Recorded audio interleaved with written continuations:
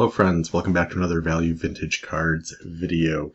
Today's going to be a special one. This one is dedicated completely to one of the top guys that I collect. That is Mordecai, three-finger, minor, Centennial, Brown. You gotta be pretty good to have three nicknames, right? But Mordecai is well deserving. So I'm going to go through not just my whole collection, at least as I believe I pulled everything, but also a little bit of why I think he's interesting. And, he's that perfect under the radar, but amazing when you dive in, player from the past. So he's definitely not considered inner circle, but he is absolutely a contemporary and, during his peak and prime and playing time would have been regarded as definitely an inner circle player. So, I always start off, I always think things like that are fun. So get to share a little bit from how I learned about these guys when I was growing up. These are the nice little 1980s issues, baseball greats. I always loved these because you got to see the stats so nice and concise. So, are they worth a whole lot? No, but to me they're really fun. And then this one I have duplicates of, but I'm going to read a little bit from the back of this one because this is good for the storytelling and understanding who Mordecai Brown was. Brown lost his right index finger and mangled his little finger in a childhood accident. It was actually two separate incidences. How crazy is that? In one, he lost his finger almost down to where it's a nub. I mean, basically it's gone. And then the other one, he mangled his pinky, where when you see pictures of his pinky, it kind of it looks like it's disfigured and doesn't move. And from what I understand, it didn't much. So he really was, his three fingers were almost middle index and thumb. So kind of crazy. This deformity enabled him to throw a whirling, sinking curveball that was very difficult to hit. His fastball was only mediocre because he couldn't squeeze too hard.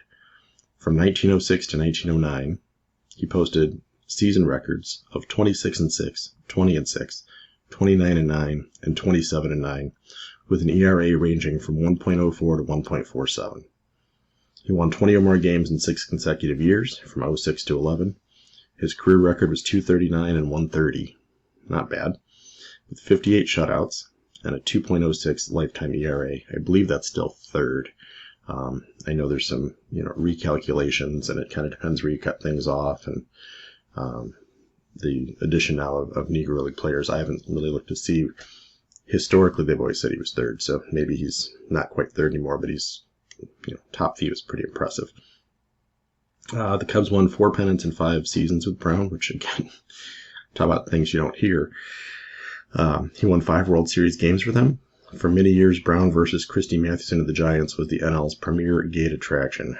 Brown won, this says 13 of 24. Everything I've seen recently is 13 of 25, but he was the more times than not winner against Christy Mathewson, so not bad, right? All right, so let's dive in. Let's take a look at what I have.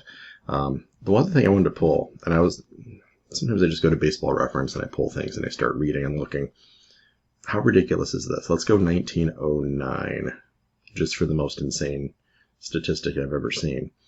In 1909, he led the league in wins with 27. He was 27-9 with a 1.31 ERA. You talk about things that will never be done again. He led the league in games with 50. He led the league in saves with 7. And he led the league in complete games with 32. So he started 34 games, he completed 32 of them. He finished 15 games, of which 7 were saves, and then he had 8 shutouts as well. So the next time you hear of somebody leading the league in saves and complete games, to me that makes DiMaggio's hit streak look like it's something we should all try for next season, because at least I could comprehend that happening. That is literally impossible. That will never happen. That's untouchable. That's ridiculous. So he led the league in saves a couple of different years. He led in complete games several years. ERA, obviously, when you're approaching the decimal point ERAs, I think his lowest was 1.03 or something crazy. So, yeah, he's pretty good. So let's run through his stuff. All right, so because I do consider Mordecai probably, top 3, I'd say it's Sisler, Musil, Mordecai for myself. And then we go with all the other guys that are there. But I do pick some of these up. I don't know if you guys like these or not, but I don't think my wife counts this as jewelry, but, they're kind of fun. Mordecai Brown, this one is a sapphire, I guess. So on the back of these things, they talk about what type of gem they are. I just think they're a little bit neat. This one, I believe, is a diamond. So not big into these. If there's 1 of 10 and something that's 1 of 100 looks the same, I go for the 1 of 100 because I don't pay for artificial scarcity. But I will say on the back of some of these, they have some pretty neat write-ups. And the reason I'm not describing what these are, this is some kind of Panini flawless. I don't even care. I bought those because they're Mordecai Brown. I don't know what set they're even from. That's literally how much I know about modern cards. I don't understand them, which is crazy because I can understand all the different E series, but when you get into like a 2013 Panini, I'm lost. That is outside my scope. Next one is one of the, I was going to say one of the few, but there's only so many you can do anyway. But Pro Steel, that's a pretty cool image. Mordecai. So take that. Let's see. Let's go to this little stack of kind of random post-playing days. Go with the Callahan, 1950, although I'm hearing this is more of a range of 50 to maybe 55, but these are really neat. Like I said, I think the term back collector does not refer to what I mean, but I am a write-up collector. Is that a new category? I'll claim it. I'll be a write-up collector. The Fleers. So we got the 60 and 61 Fleers. This one that's like the Perez Steel, profile look, right? That is the same image, actually. So that's fun. And then the other year, 61. I mean, that's unique. I'm not sure. I know he went back to Indiana, so he's actually the first Hall of Famer born in Indiana. So he was born in Indiana, went and played for the Cubs and St. Louis, and after he retired, he went back to Indiana, and I think he coached, and even I think he played still in the minor leagues. Like they said, they just give him a glove when he was 10 years retired, and he'd go strike out the next 3 batters and go sit down. If you're going to be a Venezuelan collector, he's in the Retrato set. So that one's not bad. 2 with the mark. I'm trying to remember. I've got a couple of these where they're listed as mark, but some of them I can't even find the mark. It's kind of crazy. But the back's pretty clean, especially for what these are. A lot of these come in pretty roughed up.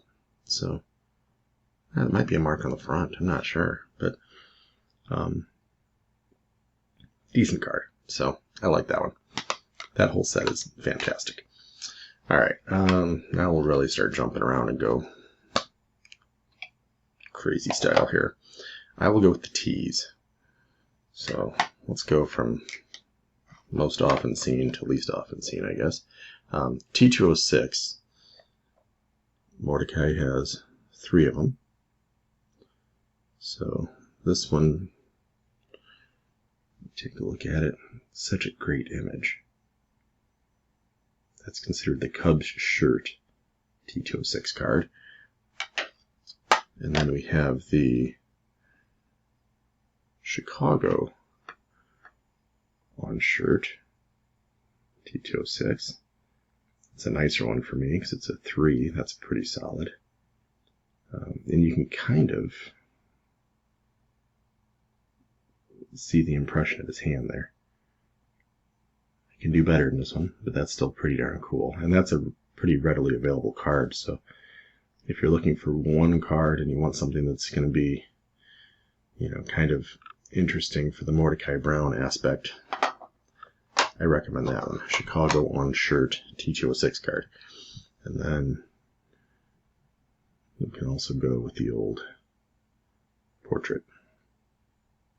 Nice vibrant red background, which really does offset, you know, the Cubs and that collar. That's a great looking card too.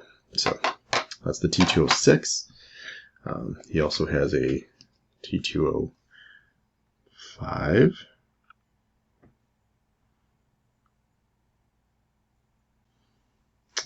Sorry if that's jumpy for a second. As I'm showing these, I just realized I missed one, so I went and grabbed it. But there's your T205. That is ungraded. Again, T205s, I absolutely love these. Look at the back. So on these, the manufacturer is less significant. Piedmont, whoever, doesn't matter. But the write-up is always so fantastic. So absolutely love that. Front images, when you get these in decent shape, you know, pretty cool. It is fun to keep some of these ungraded as well. I know some folks grade everything, but it's fun to actually just see the card itself without the entombment of it all. My only Ramley. So if you're going to get one, you get one of the guys you collect, right? So Mordecai Brown. It is rough, rough, rough. These always have issues with chipping. The borders, it's supposed to have that nice like gold brown border going around it. Mine is definitely roughed up, but the image of him and even the writing, Brown, Chicago, you know, picture, all that stuff is easy to read. The back of these is fun. That's why it's called a Ramley, right? But that's your T204. T202, which is the one I forgot to pull. I started going on the T's and I forgot about my T202. So Mordecai Brown.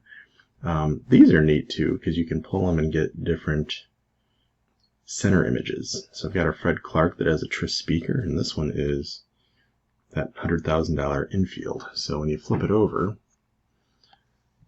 T202 is very much a T205 feel. In fact, sometimes you'll see these separated. You can tell that one's been bent pretty good. So that part's not necessarily ideal. But the athletic infield, you can actually read about that, and then you can read the minor Brown write-up as well. Pretty fun. Pretty cool. So that is your T202. The only other T I have is a recent pickup that I was going to do an REA win video. I wasn't going to go for it, and I thought, you know, there's not a million of these around. I only have one, and having two seemed like a really good idea. So I was fortunate enough. This did come in. It's a 1. Again, I think this looks wonderful. This is 1. Get it? 1. Wonderful. No, I don't really see. I mean, there are some issues, but I don't see anything that's going to detract from me enjoying that. You know, it's not creased up. It's not major paper loss. There's no major scribbling on it. There's nothing offensive. It's really, I think, in this upper corner here, there's some loss, but who cares? That is a fantastic image. And again, you get not quite a good view of his hand, but great, great image. These T3s are fantastic. So the turkey reds are super fun. So that ends the T classifications. We'll continue to count down the alphabet, and we'll go M's. So the M116 Sporting Life, there's 2 variations. You can get the blue, or you can get the pastel. And if you can't decide, or you're a completionist, you do both. So I've got one really nice and a 3, the other one's authentic.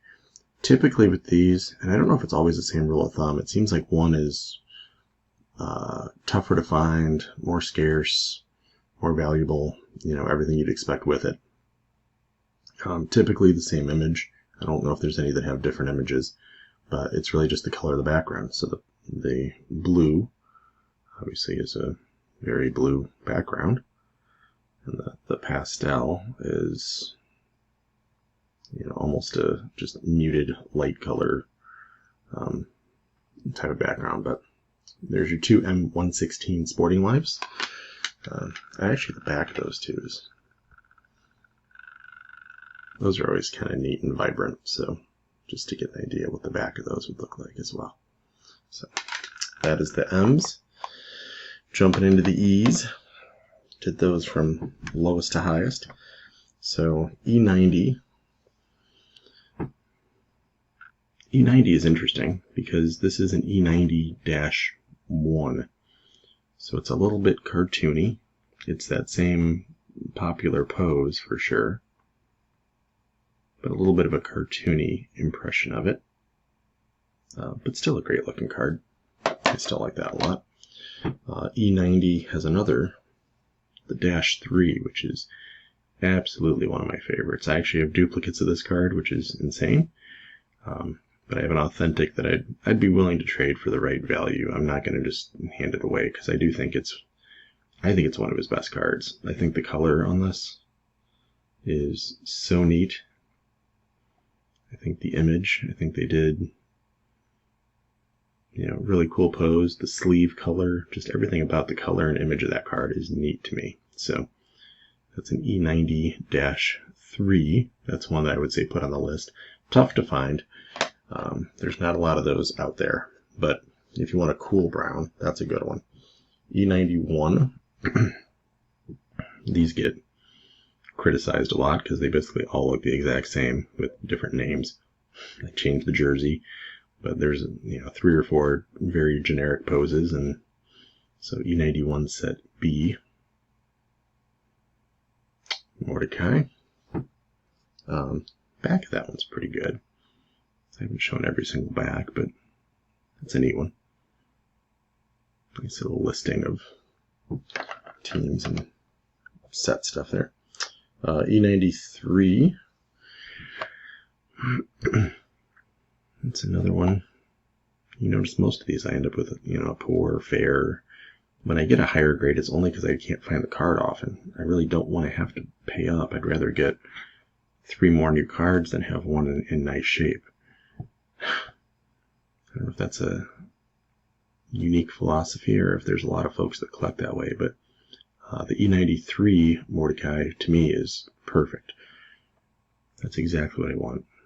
You know, it's off-centered, don't care. It's got a crease, don't care. It still has great colors, great image. Image of his hand, again, I feel like that one's pretty neat. The jersey, just the colors of that card and everything are just really, really good. The back's in pretty solid shape. So there's your list and roster of what was in that set. But to me, that's the perfect card. You know, anytime someone talks about centering and different issues, and you know, it has a crease, you know, it's an E93 from 1910. You can either have that copy or you can wait another 4 years. And for some folks, that's fine, but that does not scratch the itch for me. I like having that card, and that one's not so messed up that I don't appreciate it. This is another one that I think is just fantastic looking. E96. And that's, you know, again, because he has such that unique feature, that's a pretty good image of his hand. I think that's actually a generous artistic impression of what his hand looked like. But I think that's a wonderful looking card. The back color, everything about that just pops for me. So I like that. And again, 30 ball players for the set. I will never complete these sets. There's always going to be a pretty solid list of players that I just don't have interest in investing the dollars and time into getting. So I will not ever complete those sets. E98, I showed this on a video for John Mangini not too long ago. So E98, minor brown in a 1. There's your back. E98. This is kind of cool. It's actually from the Nagy collection. I do enjoy when you get something that's from like somebody's collection. That makes it super neat. And apparently the Nagy collection did not have problems with the back being crazy and messed up. E98 also has an orange variety. So with this one, I got the 1.5, which actually, when you really dive in on this card, becomes a very vibrant. Let me try and do the back first here. The front is not wanting to come in, but there, the back is nice and clean. A little bit of paper loss in the back. So it's a nice clear image. You can see right around like 19, 20, 21, there's a little bit of a paper loss there. There we go. Now it likes me. The colors in the front, though. You know, again, if you're going to mess a card up, I love the back write-ups, but that's just a roster, and I've got all the other ones shown on the other cards. I'm good. I don't need it. Love that. I think the colors on that are just fantastic. And then the last one, fantastic. This has to be the Black Swamp Find, but not labeled as such. But you should not find E98s that are 8s. Again, you know, there's that hand image. Not my hand, but his hand. That might be a pretty decent image of what it really looked like. But that is so fun. It's an 8. Of course, the back is perfect and pristine. So what's fun is, if you noticed, as I was revealing those are all E98s. Now that's the OG rainbow right there. That is the most old school rainbow I know of. So you can actually get all 4 colors, blue, green, orange, and red. You can do that for, I believe, every player. So if you want to do that for Wagner or Cobb, you'll have to sell vehicles to do that. And that's one of the reasons I love Mordecai Brown.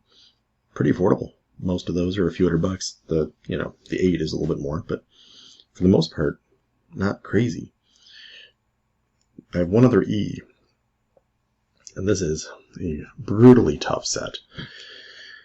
So when I saw that pop up, I said it's now or never. You don't wait for the better conditioned version of that. So it is authentic. It is an E103. So that's one you don't see pop up every day. So Williams Caramel. The image of the card itself is really nice too. Mordecai Brown picture, Williams Caramel Company, Oxford, PA. Actually, I have a friend from Oxford, PA, so that's kind of fun too. But they're rough. The back, I believe, is supposed to be blank. If not, mine is. Again, I don't get to pick. That was one when I saw that pop up, I said, I haven't seen that before, and I don't know if I've seen it since, honestly. Maybe at an auction, maybe REA had one or something, but they're tough to find. So into the final 6.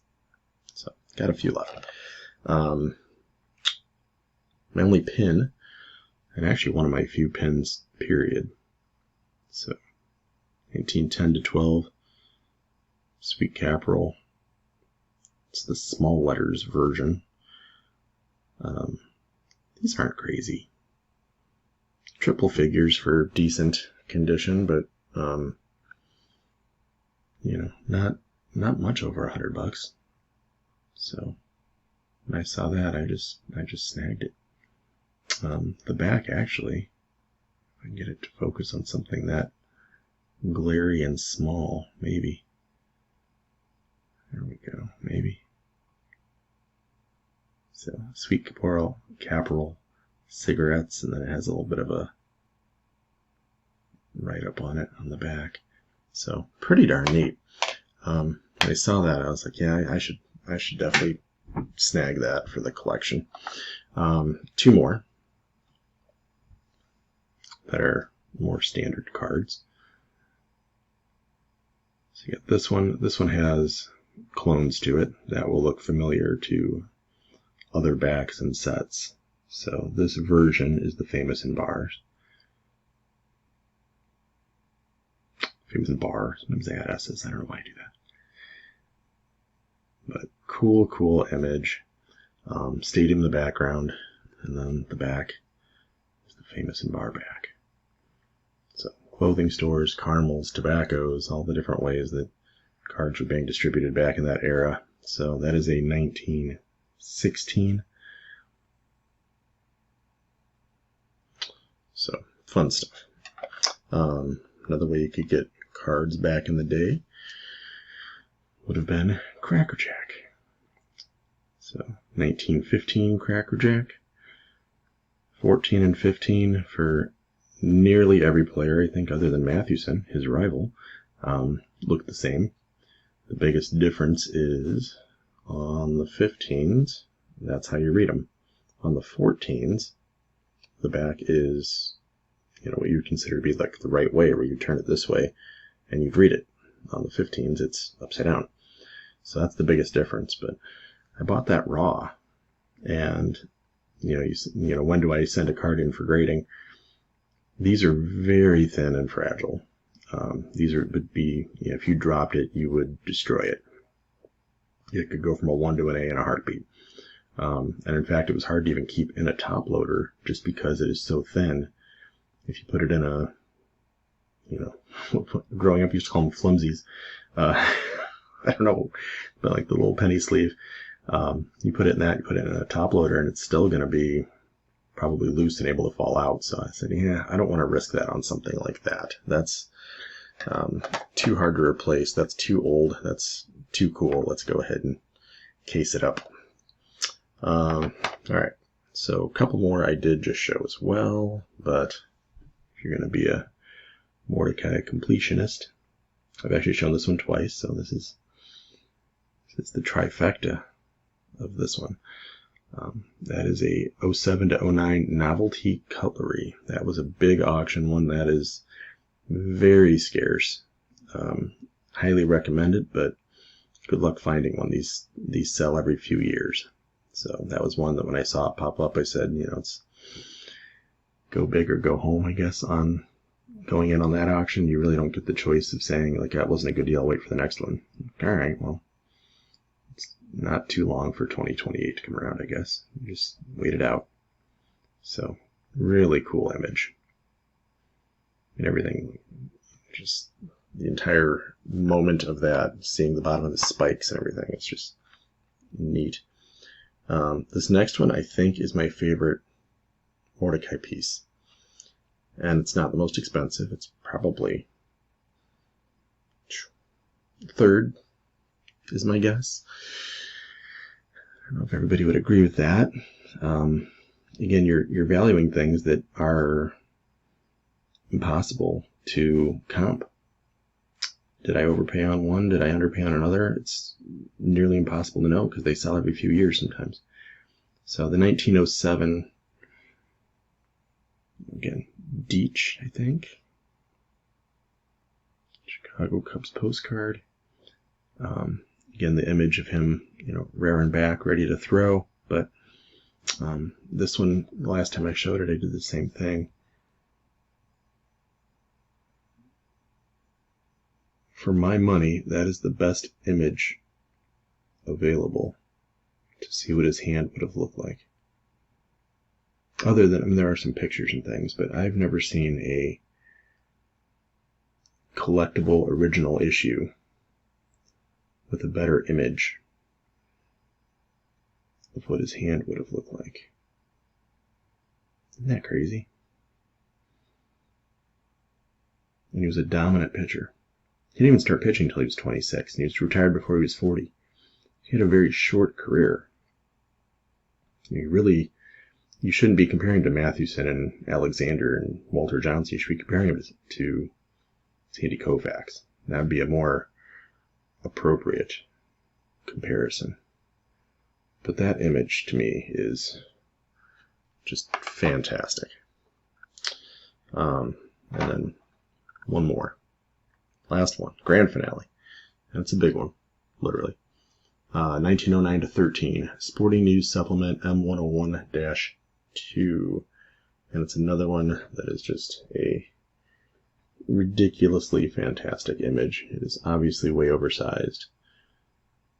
Got this in a perfect 1.5 grade.